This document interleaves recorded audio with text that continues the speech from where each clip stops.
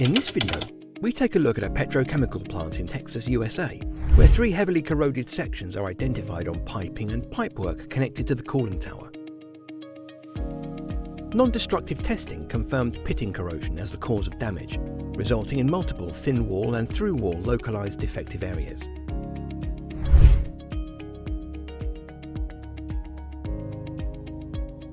Belzona 1211 E-metal was initially used to seal the low-pressure leak stemming from a through-wall defect.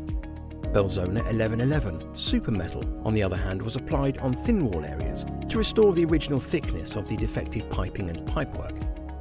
Belzona 9371 glass fibre reinforcement sheet was impregnated with Belzona 4151 magma quartz resin to fully encapsulate the repaired pipework, providing increased hoop strength as a result.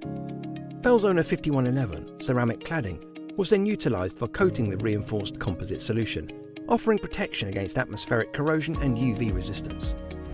The alternative solution was to replace all damaged piping and pipework sections, which would have cost $90,000. By using Belzona in lieu, the customer saved over $75,000 and was able to restart operation after just 2 days.